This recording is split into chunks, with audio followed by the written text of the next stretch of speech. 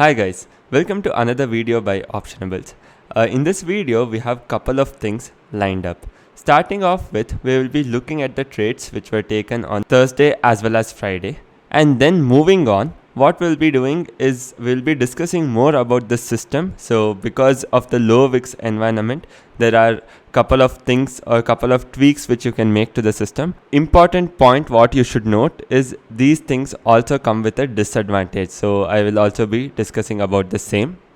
And third one will be maintaining an Excel sheet for this quarter. So our monthly aim is around 3%. We'll start off with 3% and then we'll also maintain the sheet for the quarter, because towards the end of the quarter it will help us analyze our own trades.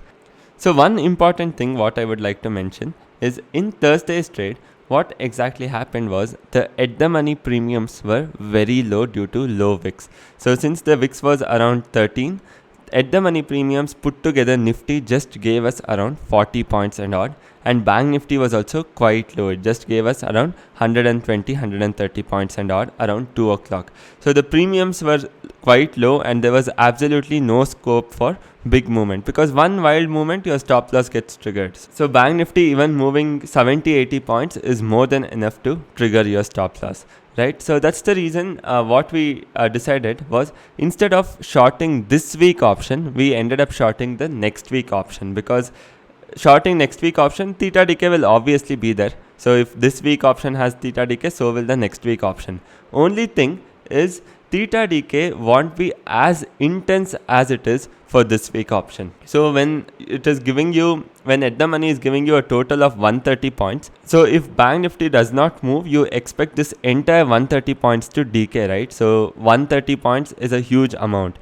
But the thing is, if you short next week, obviously you won't be having so much of decay. So your decay will be quite restricted, most probably to 20-30 points or much lesser than that, to be honest. So the decay will be quite restricted. But what is the advantage?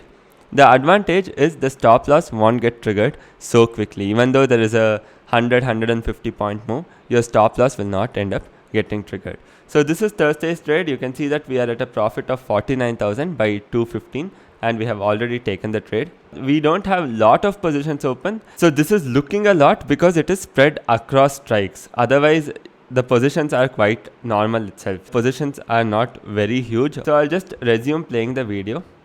And as we move forward, you can see that on Thursday, absolutely nothing triggered our stop loss, because BankNifty just moved in the range of plus or minus 100 points.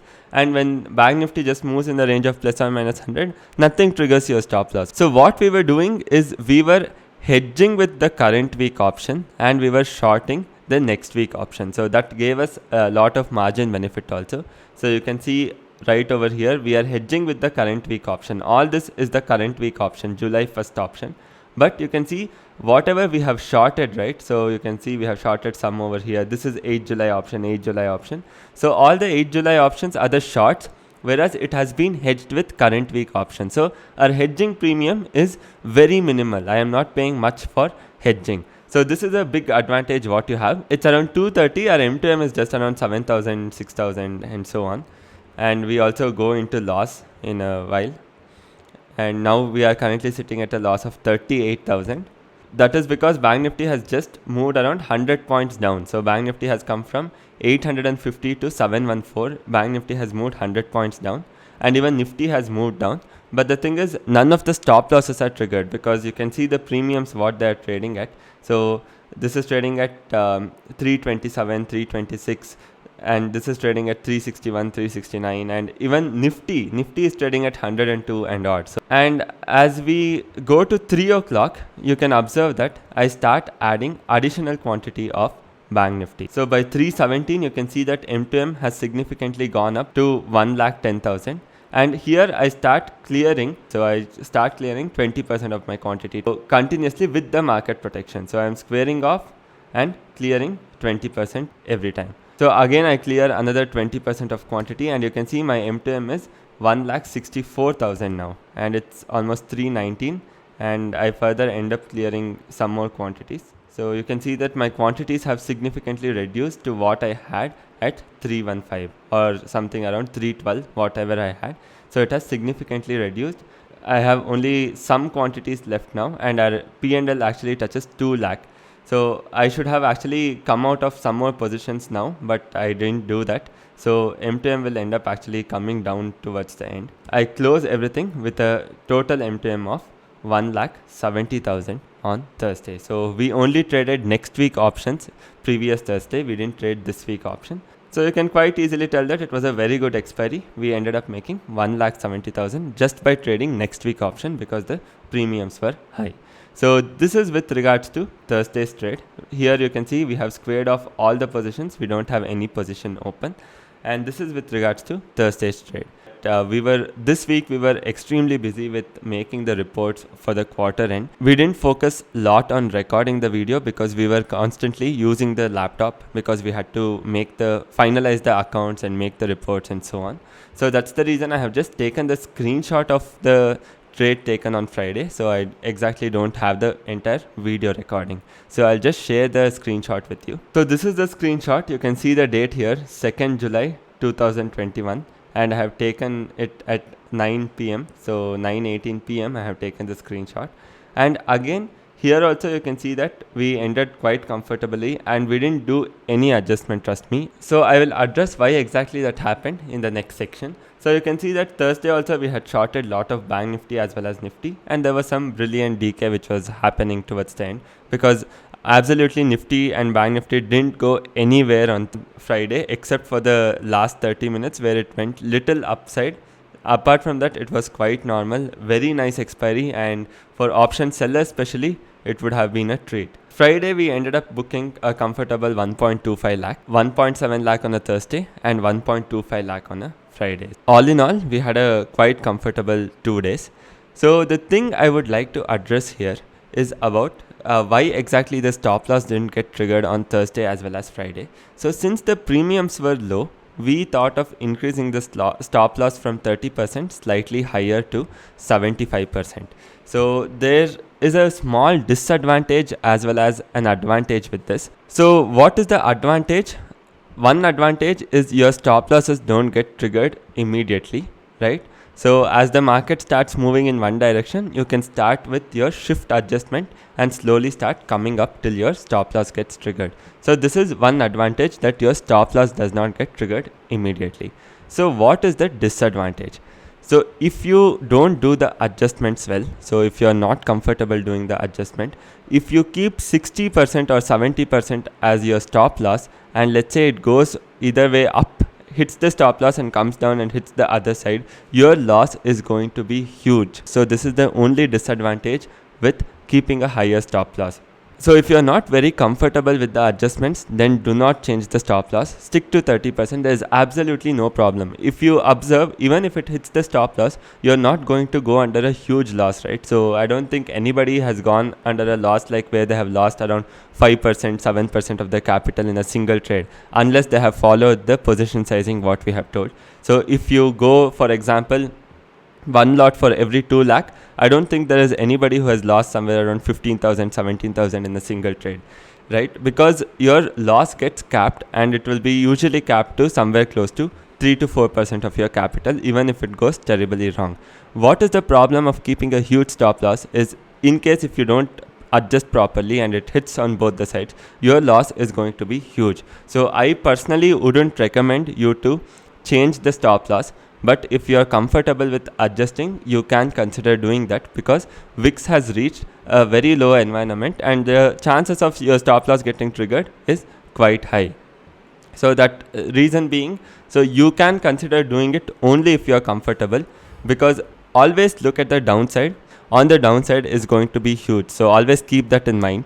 That's the reason I am again cautioning you with changing your stop loss. So please be careful while changing your stop loss. Currently, we have changed it to 75% from previous 30%, and we do adjustments aggressively. So that is one thing which I wanted to address.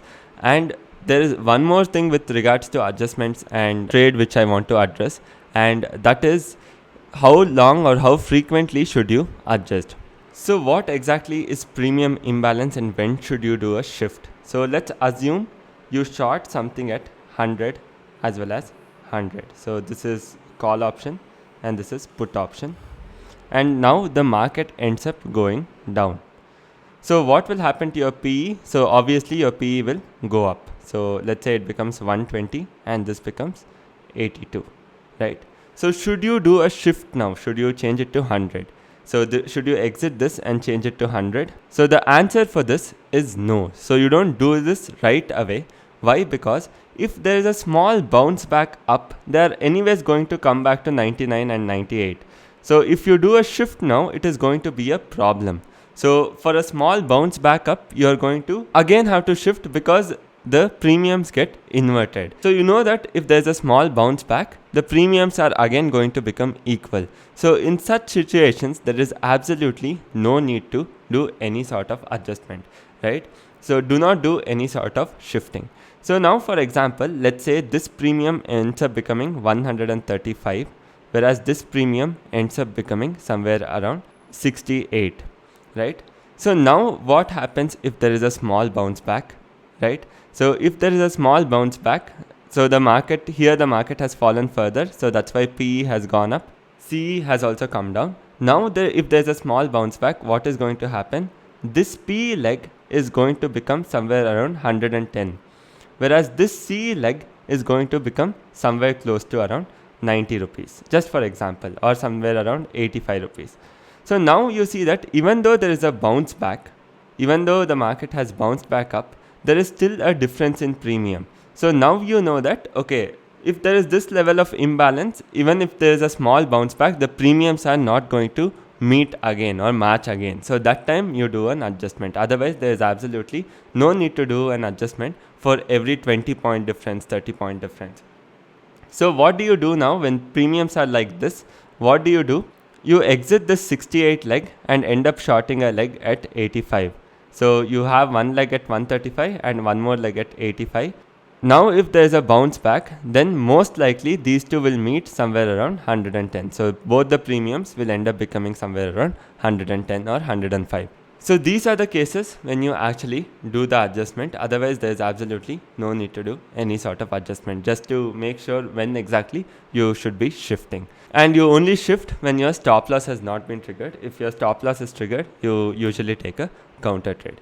Now coming to the Excel, right? So the target what we have to achieve this month is 3%. So we'll initially start with 3% and try to push it further. So 3% of this capital is 9 lakh. So we'll start with 9 lakh first. And you can see to be achieved is 3%. Target is 3% because we haven't filled in. So we'll start filling this in now. So the gross profit was 1,70,000 for Thursday. So on expiry day, we'll assume the brokerage to be around 12,500. And on July 2nd, we made 1,24,000. And the brokerage will assume it to be 7,000 rupees. So you can see that we have almost achieved 1%. We have 2 more percent to go. But the thing is, as I told you, it is not a linear journey. You are going to have losses as well as profit. So we are going to see how we can actually, or what exactly we can do this month. So we have started a month on a positive note. So both the days have gone well. So we'll see how we can continue with this. So that's for the today's video, guys, and I hope you guys have liked this video, and if you have, please do hit the like button, share and subscribe. Thank you so much for joining.